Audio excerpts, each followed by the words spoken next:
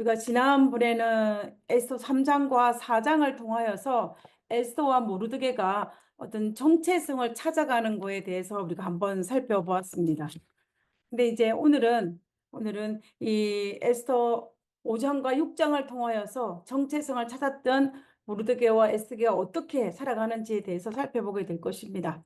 우리가 지난번에 살펴보았던 이 에스더 3장과 4장을 통하여서 가만히 살펴보면 에스더 모르드게는 자신의 삶에 있어서 어떤 위기와 시련이 닥칠 때에 그들은 자신의 소리를 죽이고 하나님의 음성을 듣는 특별한 시간을 가졌습니다. 그리고 난 다음에 그들은 나는 누구인가에 대한 정체성을 찾게 되었고, 그로 말미암아 내가 오늘 이 자리에 서 있는 것은 하나님께서 이때를 위함이라는 것을 찾아감을 통하여서 하나님께서 허락하신 사명과 또 이런 모든 것들을 발견하는 모습들을 우리가 3장과 4장을 통해서 살펴보았습니다. 어, 다시 한번 정리를 하면요. 에스더가 자신의 삶의 위기가 닥쳤을 때 3일간의 금식, 72시간의 특별한 금식을 통하여서 그때는 하나님의 음성을 들었고, 그리고 그 음성을 듣고 난 다음에 자신은 페르시아의 왕비가 아니라 유대인이라는 사실에 자기 정체성을 발견하고, 그리고 이 왕비가 된 것은 하나님께서 이때를 위해서 자신에게 주어진 섭리라는 것을 깨닫고 그가 담대히 나아가는 모습을, 그 과정들을 살펴보았습니다. 그러면 오늘은 이 에스더가 정체성을 찾고 난 다음에 어떻게 행동을 하며, 그리고 그 행동하는 과정 중에 하나님과 어떻게 긴밀한 관계를 맺고 있는지에 대해서 우리가 살펴보고자 합니다. 그리고 우리는 이 5장과 6장을 통하여서 하나님의 자녀인 우리들이 어떻게 행동하며 또 어떻게 살아야 할지를 우리가 이 본문에서 우리에게 가르쳐 준다고 볼 수가 있습니다. 그럼 먼저 본문에 있는 말씀을 보도록 하겠습니다. 에스더 5장 1절에 있는 말씀입니다. 제3일에 에스더가 왕후의 예봇을 입고 왕궁 안뜰 곧 어전 맞은편에 서니 왕이 어전에서 전문을 대하여 왕자에 앉았다가 라고 되어 있습니다. 에스더가 하나님과 특별한 시간인 이 3일 72시간의 금식 이후에 용기를 내어서 왕 앞에 발길을 옮기는 모습입니다. 이 에서는 왕후의 예봇을 입었다라고 했습니다. 그리고 이 모습 소개를 볼 때에 이 왕후 에서는 움츠러들거나 어떤 위축된 모습이 전혀 보이지 않습니다. 아마 그녀는 당당히 어깨를 펴고 왕으로서 위엄 있게 왕 앞에 나갔을 것입니다. 그리고 그는 나간 그 이유가 무엇이었냐면은 왕의 법령에 반대하는 입장을 가지고 왕 앞에 나간 것입니다. 이때는 이미 아달월 13일, 다시 말하면 12월 13일 하루 동안에 유대인에 있는 모든 남녀노소를 죽이고 그리고 그의 재산을 탈취하는 명령이 이미 내려진 이유입니다. 그런데 에스더는 왕 앞에 왕의 의견과 반대되는 의견을 가지고 왕 앞에 담대히 걸어 나가는 이 에스더의 모습을 볼 수가 있는 것입니다. 우리는 이 모습을 통하여서 에스더는 두 가지의 위험을 안고 왕 앞에 나간 것입니다. 첫 번째는 뭐냐면은 왕의 부르심 없이 왕 앞에 나가는 것이기 때문에 왕의 법령을 어기고 나가는 것입니다. 그리고 두 번째는 뭐냐면 왕의 명령에 대한 불복종, 즉 반대 의견을 가지고 나가는 것입니다. 그런데 이렇게 여러 가지 위험 부담을 가지고 왕 앞에 나갔음에도 불구하고 에스더가 어떻게 이렇게 당당할 수 있었을까요? 왕의 동정심을 사서 자신의 생명을 보존하려고 한 모습은 우리가 에스더 5장에 살펴보면 그 어디에도 찾아볼 수가 없습니다. 우리가 이 에스더의 모습을 통해서 우리가 어떻게 이 이런 모습 속에서 에스더처럼 당당하게 할 수 있을까요? 우리가 무슨 일을 할 때 어떻게 에스더처럼 이렇게 당당할 수 있는 그 비결은 도대체 무엇일까요? 그것은 우리가 에스더의 전반적인 모습을 가만히 살펴보면 에스더가 자신의 생명을 걸고 나가는 것이 연약한 인간의 뜻이 아니라 하나님의 뜻이라는 확신이 있었기 때문입니다. 금식하기 전 72시간 전에는 자신의 생명에 대한 두려움이 있었습니다. 그리고 남편이 나를 사랑하는 그 마음이 식었다는 그런 두려움도 그가 가지고 있었습니다. 그러나 하나님과 3일간의 시간을 가지고 난 이후에 72시간이 지나고 난 이후에 보면은 하나님과 그 고통의 시간을 지나고 난 다음에는 연약한 자신의 뭐 뜻이 아니라 하나님의 뜻이라는 강한 확신을 가졌기 때문에 그녀의 모습 속에는 어떤 두려움이나 의기소침한 모습이 아니라 당당한 모습으로 나아갈 수 있었던 것입니다. 왜냐하면 하나님께서 이 모든 일을 책임진다는 확신이 그녀의 마음속에 있었기 때문입니다. 제가 목회를 나가기 전에 이 신학 공부를 할 때, 제가 신학 공부를 할 때는 신학 공부가 너무 재미있었어요. 정말 재밌었는데 제 마음속에 부담이 어떤 부담이었냐면은 왠지 신학 공부를 하면 목회를 나가야 된다는 게 부담감이 제 마음속에 있었습니다. 그렇지만 저는 목회를 나가고 싶은 마음이 없었어요. 그래서 이제 그런 고민들은 계속 하고 있었습니다.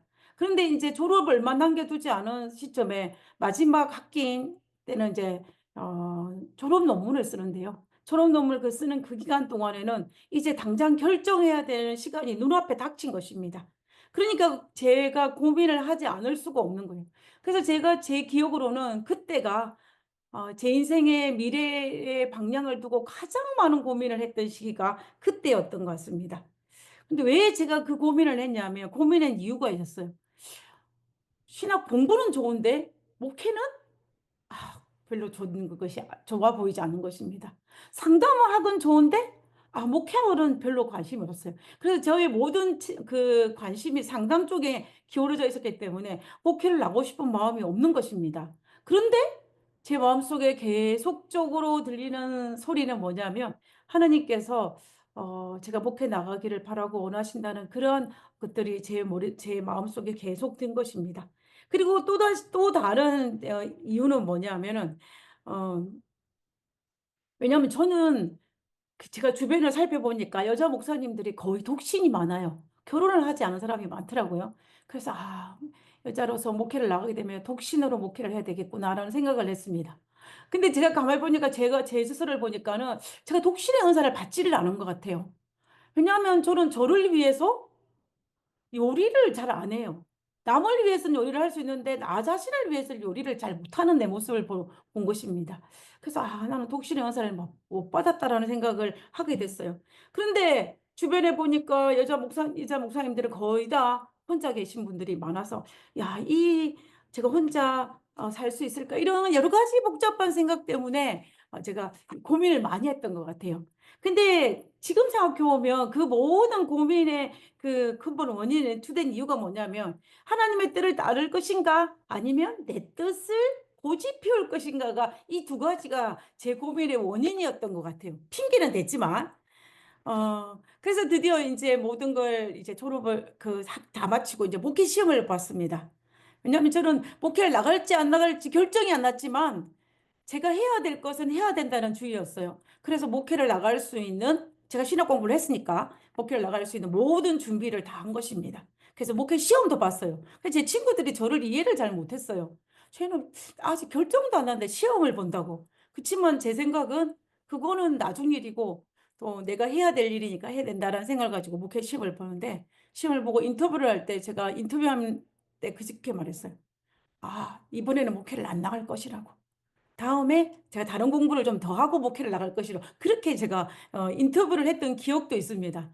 그러니까는 인터뷰를 하시는 그 합회장님이나 총무부장이 얼마나 황당했겠어요. 그렇지만은 저한테 어떤 말도 못하고 이제 그 인터뷰를 다 마쳤습니다. 그래서 이제 발표가 날 시기쯤 됐을 때 총무부장님 전화가 왔어요. 결정을 났냐고. 그래서 제가 아직 결정을 못 내렸다라고 했습니다.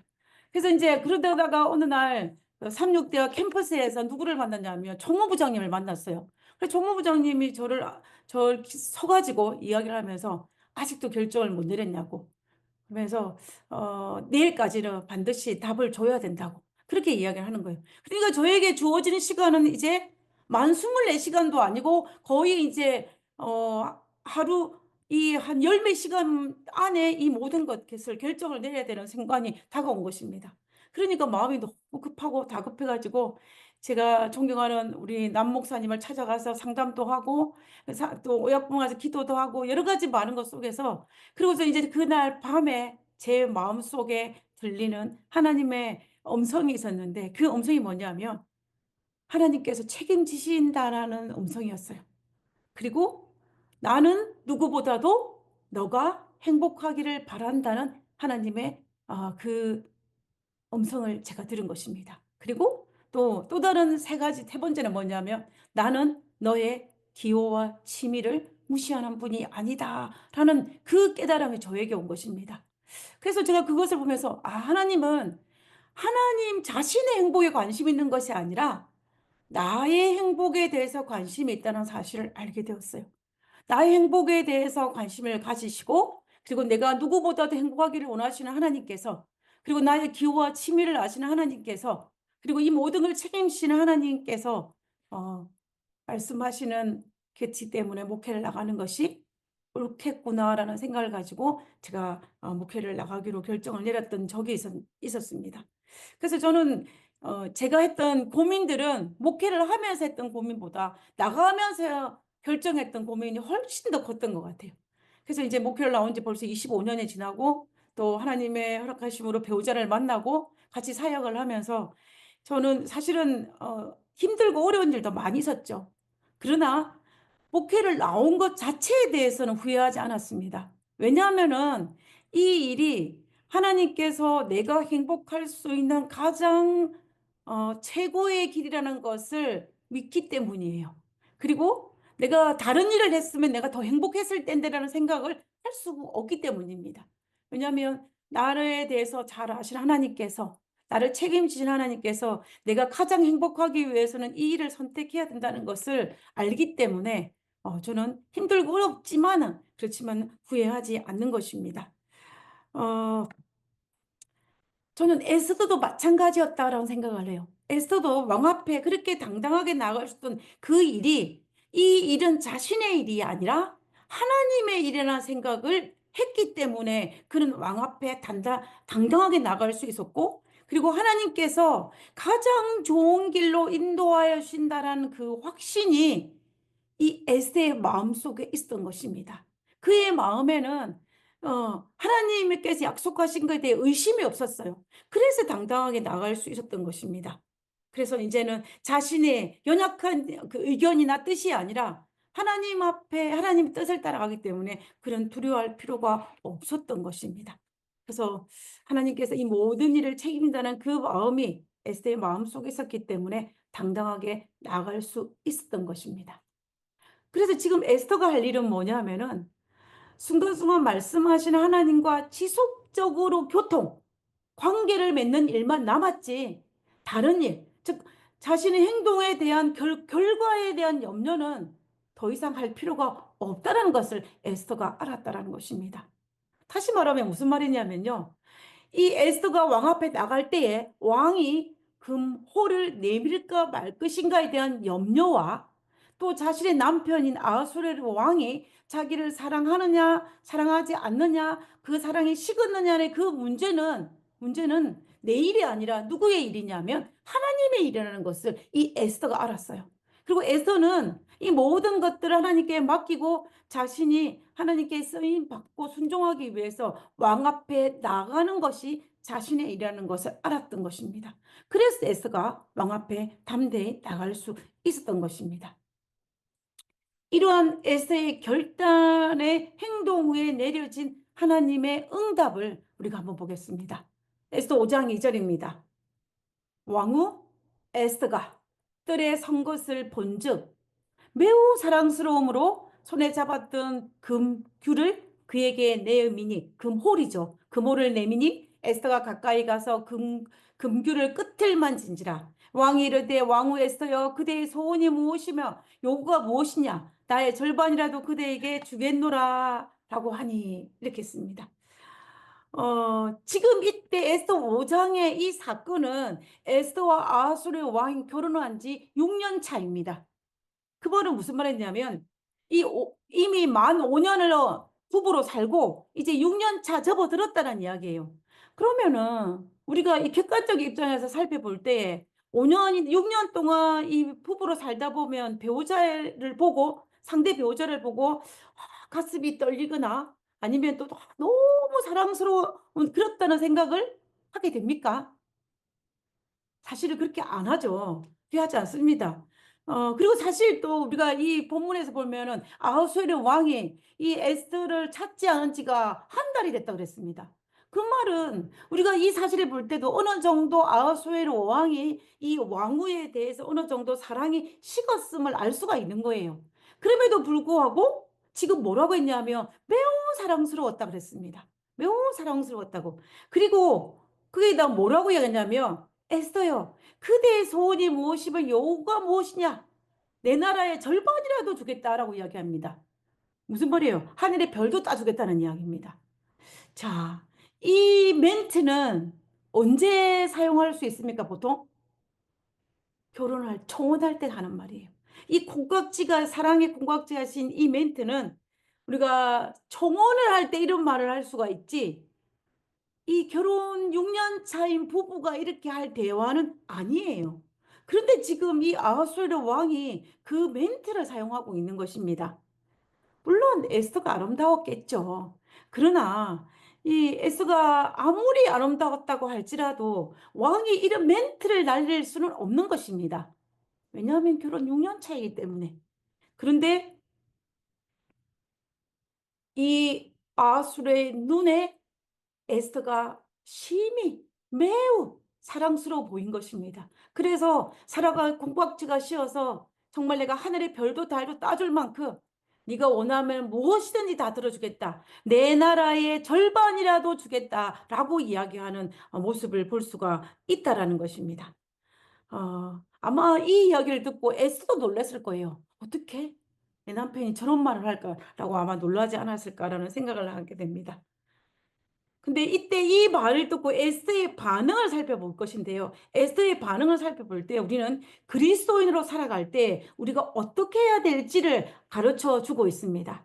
에스더가 뭐라고 대답하는지 한번 살펴보도록 하겠습니다. 4절입니다. 에스더가 이르되 내 나라의 절반이라도 주겠다라고 말하는 내 남편을 향하여 에스더가 뭐라고 이야기냐면 오늘 내가 왕을 위하여 잔치를 베풀어 싸우니 왕이 좋게 여기시거든 하만과 함께 오소서라고 이야기합니다. 뜻밖의 대답이지 않습니까? 에스더가 지금 왕 앞에 나간 이유가 뭐예요? 하만의 그 악한 계략을 밝혀서 내 민족을 보호하기 위해서 왕 앞에 나갔는데 지금 자신의 그 목적을 이야기하지 않고 뭐라고 이야기하냐면 잔치 자리에 초청을 합니다. 하만과 함께. 저는 다시 말하면 시간을 번 거예요. 시간을 좀 번 것입니다. 금식을 하는 동안 아마 에스더는 왕과 이 왕의 마음을 어떻게 할 것인가에 대해서 여러 가지 많은 생각을 하고 하나님께 기도를 했을 것입니다. 하나님의 뜻을 달라고. 그러나 아마 저는 이 잔치를 베푼다는 이 계획은 에스더 개인의 생각이 아니었을 것입니다. 하나님과 긴밀한 교통을 하는 가운데 하나님의 세미한 음성을 들었을 것이고 그것을 통하여서 하나님께서 이 에스더에게 그 시간을 벌 수 있는 잔치에 대한 것을 주었을 것이라고 생각합니다. 자, 그리고 또 이제 잔치에 온 이 남편 아하수르 왕이 이 에스의 요구에 궁금증을 참지 못하고 또 질문을 합니다. 잔치에 술을 마실 때 왕이 에스에게 이르되 그대의 소청이 무엇이뇨? 곧 허락하겠노라. 내가 즉시 시행하겠다는 이야기인 것입니다. 그대의 요구가 무엇이뇨? 나라의 절반이라 할지라도 내가 즉시 곧 허락하겠다라고 지금 이야기하고 있는 것을 볼 수가 있습니다. 그런데 우리가 이 7절과 8절의 그 뒤에 나는 우리가 본문을 살펴보면은 이 에스더가 왕에게 내일 다시 한번 잔치를 베풀 것인데 그때에 왕과 하만이 다시 오라는 요청을 하는 것을 볼 수가 있습니다. 자, 우리는 여기에서 생각해 볼 것이 있어요. 왜 에스더는 바로 자신의 그 요구 상황을 말하지 않고 연기를 했을까? 하루 동안 연기를 했을까를 우리가 생각해 볼 필요가 있다는 것입니다. 도대체 왜 그렇게 했을까요? 왜 자꾸 에서는 시간을 미루고 미루고 연기를 했을까요? 아마도 하루 정도의 시간이 연기된 것 같습니다. 사건을 마무리할 수 있는 충분한 분위기가 형성되었음에도 불구하고 에서는 연기하였습니다. 아마 에서는 내가 왜 연기를 해야 되는지도 정확하게 몰랐을 것입니다. 이거 하루를 연기하면 어떤 일이 발생할 것인지에 대해서 에서는 아마 정확하게 알지 못했을 것입니다. 그러나 이 에서는 그 과정 속에 끊임없이 하나님과 기도하고 교통하는 가운데 하나님께서 에스더에게 지혜를 허락하셨고 하나님께서 에스더를 통하여서 세미한 음성으로 말씀하심을 통하여서 이제 하나님의 시간, 에스더에게 하나님과 더 긴밀한 교통을 할 수 있는 그 시간을 확보하기 위해서 그 다음 시간으로 연장하는 것을 볼 수가 있다는 것입니다.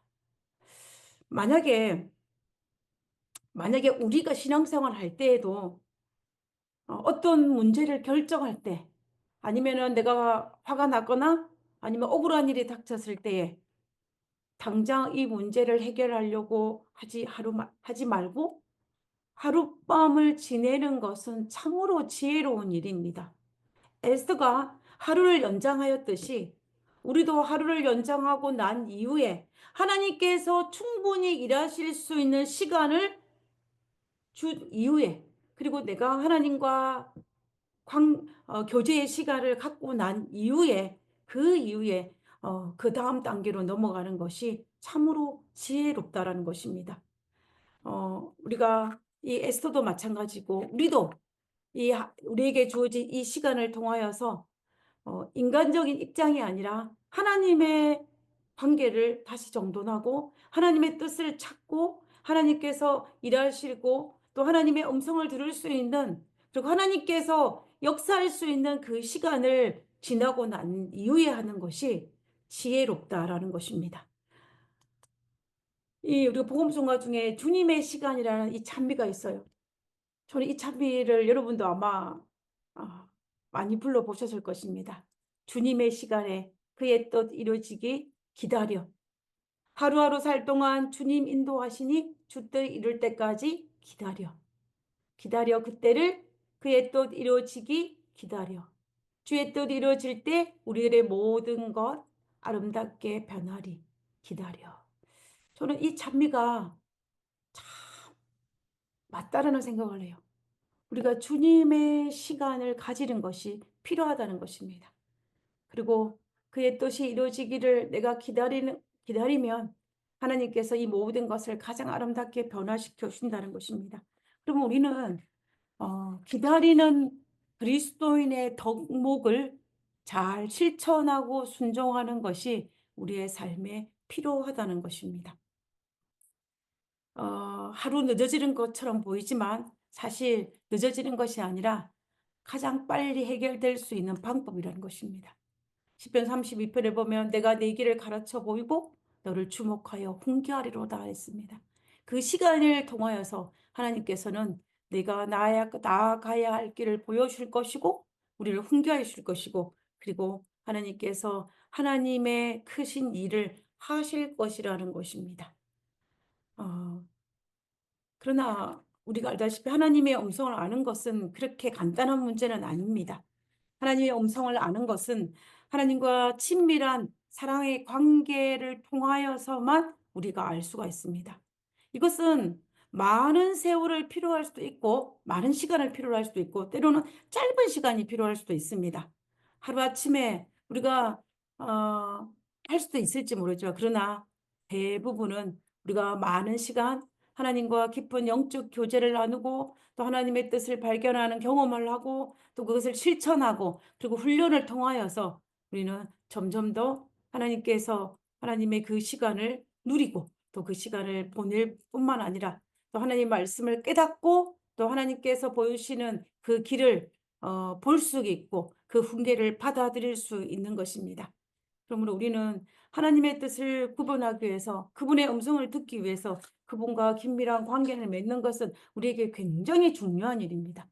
에스더는 아마 이 페르시아의 궁전에서 자기의 신분을 속이고 있었지만 그러나 그는 하나님의 자녀라는 생각을 가지고 영적인 교제를 아무도 모르게 했을 것이라고 충분히 우리는 유추할 수 있습니다. 그가 아무 바탕이 없는데 하루아침에 3일 금식하고 짠하고 바뀌진 않았을 것입니다. 그런 비록 이 페르시아에 궁절해졌지만 그런 자신이 하나님의 백성으로서 끊임없이 고통하고 있었고, 그리고 이제 그런 것들이 밑바탕이 되었을 때 3일의 그 금식 기간을 통하여서 그가 완전히 변화되는 그러한 모습을 볼 수가 있는 것입니다. 우리 성격이 급한, 성질이 급한 사람에게는 이해될 수 없는 하루 연기된 주님의 시간이지만 그 시간을 통하여서 하나님께서 엄청난 일을 하시는데, 오늘 에스더서를 통하여서 그 시간에, 그 주님의 시간에 어떤 일을 하셨는지를 우리가 한번 살펴보고자 합니다. 첫 번째는 하만입니다. 하만은 에스더의 잔치에 참석한 이후에 에스더가 하만을 그 잔치에 초대하지 않았습니까? 그 초대해서 잔치에 가보니 너무 기분이 좋은 거예요. 기뻐서 어쩔 줄 모르는 것입니다. 그리고 그 잔치에 누구만 초대됐습니까? 왕과 자신만 초대됐어요. 다른 신하들은 아무도 초대를 받지 못했습니다. 그러니 이 하만의 교만심이 점점 올라가는 거예요. 그리고 또 내일도 이 왕비가 잔치를 배설하는데 그때 왕과 자신만 초대를 한 것입니다. 이 하만이 너무 기분이 좋고 점점점 그의 교만이 극에 달해질 상황이 된 것입니다. 그럼 마치 자신이 왕이 된 것처럼 기뻤을 거예요. 근데 이제 그런데 그런 그 기쁜 마음을 가지고 궁궐문을 나오는데 누가 기다리고 있습니까? 모르드게가, 문지기인 모르드게가 딱 있는데 이 모르드게가 자신에게 조금의 동료도 없이 인사도 하지 않고, 다시 말하면 자기를 경배하지 않는 것을 본 거예요. 그러니까는 이 하만이 화가 머리 끝까지 올라갔습니다. 머리 끝까지 올라갔어요. 이 모르드게로 말미암아 그렇게 높았던 그 교만심이 또 이 모르드게가 자기에 절하지 않은 사실이 더 화가 난 것입니다. 더 화가 났습니다. 그래서 이제 집에 들어와서 아내의 권고를 따라서 어떻게 하려고 마음이 결심했냐면, 야, 이 모르드게를 죽여야 되겠다라고 생각을 한 것입니다. 내가 이 모르드게를 죽이기 위해서 아달월 13일, 12월 13일까지 기다릴 수 없다. 당장 내가 이 모르드게를 죽이겠다라고 생각을 하고 집 앞에 이 높은 장대를 매달라 이 모르드게를 죽이려고 생각하고 집 앞에 장대를 세웠어요. 그 높이가 얼마나 높으냐면 이 아파트 7층, 7층 높이만큼 큰 이 장대를 세웠습니다. 그러니까 그렇게 이제 계획을 세운 것입니다. 이 하루가 연기되는 이 시간 속에 하만은 모르드게로 말미암아 그 교만심이 상처를 입었고, 그로 말미암아 모르드게를 죽이려고 사형을 시키려고 결심을 한 그 계획을 세우는 이 하만의 모습이 그 시간에 일어난 것입니다. 그리고 두 번째는 아하수에로 왕이에요. 아하수에로 왕입니다. 에서 6장 1절에 보면 그날 밤에 왕이 잠이 오지 아니함으로 명령하여 역대일기를 가져다가 자기 앞에 읽히더니라고 했습니다. 모르드게를 죽이려고 음모를 꾸민 하만도 그 밤에 잠이 들었습니다. 모르드게도 잠이 들었을 거예요. 그리고 수산성에 있는 많은 사람들도 그 밤에 잠이 들었을 것입니다. 그런데 오직 잠을 잘 수 없었던 한 사람이 있었는데 그가 누구냐면 바로 이 아하수에로 왕인 것입니다. 왜 왕이 잠이 오지 않았을까요? 잠이 오지 않았을 때, 여러분, 밤에 잠이 오지 않는 것이 얼마나 힘든 일인 줄 모릅니다. 여러분도 아마 불면증을 경험했거나 밤에 잠을 잘 못 자본 경험을 가지셨던 분들은 밤에 잠이 오지 않은 것이 얼마나 힘든 것인지를 아마 경험하였을 것입니다. 저도 이 경험을 해보니까는 이 보통 일이 아니더라고요. 근데 이 아하수리 왕도 밤에 잠이 오지 않는 것입니다. 잠이 오지 않은데 이 밤에 이 모르드게가 그 밤에 무슨 생각을 했는지를 우리가 생각해 볼 필요가 있는데요. 이 왕의 심중에 복잡한 생각이 드는 것입니다. 이 왜 밤에 이 모르드게가 아하수에로 왕이 잠이 오지 않았냐면은 아마 에스더를 생각했을 거예요. 에스더가 왜 자기의 생명을 걸고 내가 부르지도 않았는데 내 앞에 나왔을까? 그리고 왜 나와 하만을 그 잔치에 초대를 했을까라는 생각이 드는 것입니다. 그 당시에 이 왕후의 처소나 후궁들의 처소는 정치적 음모가 발생되어지는 온상지였다라고 해요. 그렇기 때문에 이 왕은 혹시나 쿠데타가 일어날 것이 아닌가라는 생각도 이 왕이 할 수가 충분히 있습니다. 그리고 에스더가 하만이 무슨 꿍꿍이가 있나라는 생각을 했을지도 몰라요. 그리고 실제로 몇 년 전에 이 아우스리아 왕을 죽이기를 원하는 그런 시도가 있지 않았습니까? 그렇기 때문에 이런저런 생각들 때문에 이 아하수에로 왕은 잠을 잘 수가 없었습니다. 그래서 아하수에로 왕이 잠을 자려고 노력하지 않고 어떻게 하냐면 역대 일기를 가져다가 읽게 한 것입니다. 이 역대 일기는 왕의 역사적인 왕궁의 역사적인 것을 기록해 놓은 기록책이에요. 조선 왕조실록 이런 거 비슷한 것이라고 볼 수 있겠죠. 그래서 그 역대일기를 쭉 읽게 하며 들으면서 최근에 무슨 일이 일어났는지, 누가 무슨 일을 하고 있는지를 알고 싶었던 것입니다. 그래서 그리고 또 그들 통하여서 누가 나의 편이고 누가 변절자가 될 수 있는 가망성이 있는지를 알기를 원해서 그 역대일기를 가져다가 읽게 한 것입니다. 밤새도록 아마 그 역대일기를 낭독 소리를 들었습니다. 그러다가 이 아수에로 왕의 귀에 한 사람의 이야기가 귀에 관심을 가지게 되었습니다. 그것이 누구냐면은 몇 년 전에 암살자들이 자기를 죽이려고 했는데 그것을 고발한 자가 누구냐면 바로 모르드게라는 사실을 알게 된 거예요. 그런데 내가 모르드게가 자기의 생명을 구해줬는데 그에게 어떤 그 상도 베풀지 않았다는 사실을 알게 된 것입니다. 그래서 우리가 에스더 6장과 이 6장 6절에서 9절에 있는 모습을 보면 이제 그 상을 베푸는 이야기가 등장을 합니다. 이제 그 상을 베푸는데 하만은 에스더를 모르드게를 어떻게 하려고 했습니까? 사형을 하려고 그랬어요. 그런데 이 왕은 모르드게에게 상을 베풀기 위해서 어떻게 하냐면은 이제 그 모르드게를 온 이 수산성을 돌게 하면서 그 말을 누가 그 보좌를 하냐면 하만이 하는 것입니다. 하만이 하면서 모든 사람들이 모르드게를 찬양하고 모든 사람들이 모르드게를 경배하게 하는 그 일을 하게 하는 사건이 발생하는 것을 볼 수가 있습니다. 자, 이런 상을 베풀었어요. 이 왕이. 그리고 왕의 입장의 상을 보면은 왕을 존귀케 하는 말을 끄는 그 일도 아무에게나 맡기는 것이 아니라 하만에게 맡겼기 때문에 하만이 좋아할 줄 알았을 것입니다. 그런데 하만 입장에는 어때요? 자기가 모든 사람의 존경을 받아야 되는데 누가 모르드게가 받고 자기는 모르드게가 존경을 받기 위해서 그 보조를 하고 있다 생각하니까는 너무 치욕스러운 사건인 것입니다. 여러분 한번 상상해 보시기 바랍니다. 모르드게를 미워하고 죽이려 했는데 오히려 모르드게가 다른 사람들로부터 찬양과 경배를 받게 하기 위해서 말을 끌고 거리를 활보하게 했을 때에 모르드게가 하만이 어떤 표정을 지었는지를 우리가 한번 상상해 볼 수가 있을 것입니다. 그죠? 여러분 이때 시편에 어떤 구절이 떠오르십니까? 시편 23편 5절에 보면 주께서 내 원수의 목전에서 내게 상을 차려주시고 상을 베푸시고 기름을 내 머리에 부으셨으니 내 잔이 넘치나이다. 이 말씀이 모르드게에게 그대로 성취된 것입니다. 왕의 생명을 구한 모르드게의 공은 그때 그 당시에는 주어지지 않았지만 가장 필요한 시간에 그 보상을 받음으로 이제 누구에게 내 원수의 하만의 목전에서 상을 받는 이 모르드게의 모습으로 등장하는 것을 볼 수가 있다라는 것입니다. 우리가 하나님의 백성으로 살 때에 하나님께서 그의 인생에 우리에게 개입하셔서 원수의 목전에서 상을 베푸시는 일들이 우리의 삶에도 일어날 것입니다.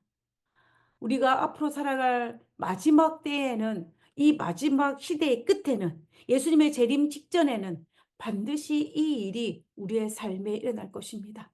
사탄은 이 계시록의 예언에 계시록 14장과 13장과 있는 이 예언에 있는 말씀을 살펴볼 때 이 마지막 끝에 사탄은 할 수 있으면 우리로 하여금 우상에게 경배하고 그 우상을 통하여서 우리가 하나님을 올바로 섬기지 못하게 할 그때에 끝까지 하나님 있는 백성으로 선다면 살 때에 그때에 우리는 이 시편 23편 5절의 그 사건이 우리에게 일어날 것입니다.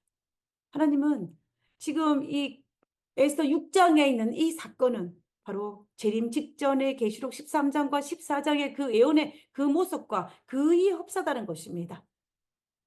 우리는 마지막 시대에 그 환란의 시대에 에스더 6장을 기억해야 됩니다. 우리 6장을 기억하면서 우리가 어떤 믿음을 가져야 할지를 우리가 선택해야 된다는 것입니다. 에스더 6장에서 모르드게가 살기 위해서 하만에게 절을 했습니까? 절하지 않았어요. 모르드게가 하만에게 절하지 않자 이 하만이 모르드게를 교수대에 매달았습니까? 아니요, 매달지 못했습니다. 죽기는 고사하고 오히려 영예를 받았어요. 그 자리에 누가 죽었냐면 하만이 죽임을 당했습니다.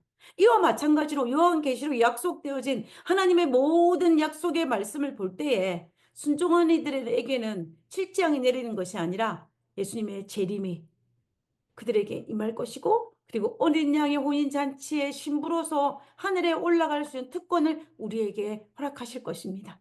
그러므로 우리는 누구처럼? 모르드게처럼 끝까지 경배하지 아니하고 우상에 경배하지 아니하고 신실하게 하나님의 말씀을 따라서 순종하는 것이 우리에게 정말로 필요하다는 것입니다.